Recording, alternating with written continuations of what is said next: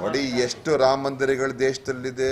ಈ ರಾಮ ಮಂದಿರ ಕೂಡ ಆಗಿದೆ, ಸ್ವಾಗತ ಮಾಡ್ತೀವಿ, ಖಂಡಿತ ಒಳ್ಳೇದು. ರಾಮ ಮಂದಿರ ಆಗ್ತಾ ಇರೋದು ನಮ್ಗೆಲ್ರಿಗೂ ಸಂತೋಷ ಇದೆ. ಈ ದೇಶದಲ್ಲಿ ಪ್ರತಿಯೊಂದು ಊರಿನಲ್ಲೂ ಒಂದು ರಾಮ ಮಂದಿರ ಇದೆ, ಒಂದು ಗ್ರಾಮಕ್ಕೆ ಹೋದ್ರೆ ಒಂದು ರಾಮ ಮಂದಿರ ಇದೆ. ರಾಮ ಮಂದಿರ ಕಟ್ಟಬೇಕಾದ್ರೆ ಯಾವುದೋ ರಾಜಕೀಯ ಪಕ್ಷ ಬೇಕಾಗಿಲ್ಲ ಅಲ್ವಾ? ರಾಮ ಮಂದಿರಕ್ಕೆ ಆಗಬೇಕಾದ್ರೆ ಯಾವುದೋ ರಾಜಕೀಯ ಪಕ್ಷ ಬೇಕಾಗಿಲ್ಲ. ಎಷ್ಟು ರಾಮ ಮಂದಿರಗಳು ಕಟ್ಟಿದ್ದೇವೆ, ಎಷ್ಟು ಮಂದಿರಗಳು ಕಟ್ಟಿದ್ದೇವೆ. ಈಗ ಆರಾಧನಾ ಯೋಜನೆ, ಎಲ್ಲ ಗುಡಿಗಳನ್ನ ಉದ್ಧಾರ ಮಾಡುವಂಥ ಯೋಜನೆ ಯಾರು ತಗೊಂಬಂದರು?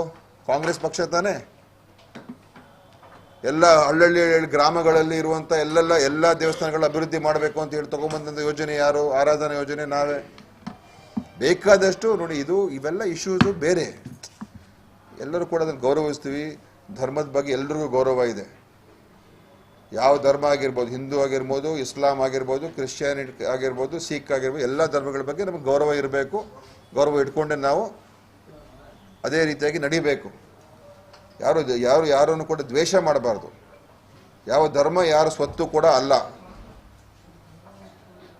ಅಲ್ವಾ? ಹಿಂದೂ ಧರ್ಮ ಯಾರ ಸ್ವತ್ತು ಅಲ್ಲ, ಯಾರ ಆಸ್ತಿನೂ ಅಲ್ಲ, ಯಾವ ಪಕ್ಷದಿಂದ ಹುಟ್ಟಾಕಿರುವಂಥ ಧರ್ಮ ಏನಲ್ಲ. ಅದು ಯಾವೊಬ್ಬ ನಾಯಕರಿಂದ ಧರ್ಮ ರಕ್ಷಣೆ ಏನಾಗೋದಿಲ್ಲ. ಸಾವಿರಾರು ವರ್ಷ ಇತಿಹಾಸ ಇದೆ ಹಿಂದೂ ಧರ್ಮಕ್ಕೆ. ಅದರಿಂದ ಏನೋ ಇವತ್ತು ಇವರ ಒಂದು ಮಾತು ಕೇಳ್ಬಿಟ್ರೆ ಇವರೊಬ್ಬರೇ ಹಿಂದೂಗಳು, ನೀವು ಬೇರೆ ಯಾರೂ ಹಿಂದೂಗಳಲ್ಲ, ಅವ್ರ ಜೊತೆಲಿದ್ರೆ ಹಿಂದೂ, ಅವ್ರ ವಿರೋಧಿ ಆದರೆ ಅವ್ರ ಹಿಂದೂಗಳಲ್ಲ. ಈ ಥರದ ಭಾವನೆ ದೇಶವನ್ನು ಒಡಿತಾ ಇರ್ತಕ್ಕಂಥ ಕೆಲಸ ಇವ್ರು ಮಾಡ್ತಾ ಇರೋದು. ದೇಶವನ್ನು ಒಡೆಯುವಂಥ ಕೆಲಸ, ಜನರ ಮನಸ್ಸುಗಳನ್ನು ದ್ವೇಷವನ್ನು ಹುಟ್ಟಾಕುವಂಥ ಕೆಲಸ ಇವ್ರು ಜನರು ಜೋಡಿಸ್ಬೇಕು ತಾನೆ, ಅದು ಮಾಡ್ತಾ ಇಲ್ಲ.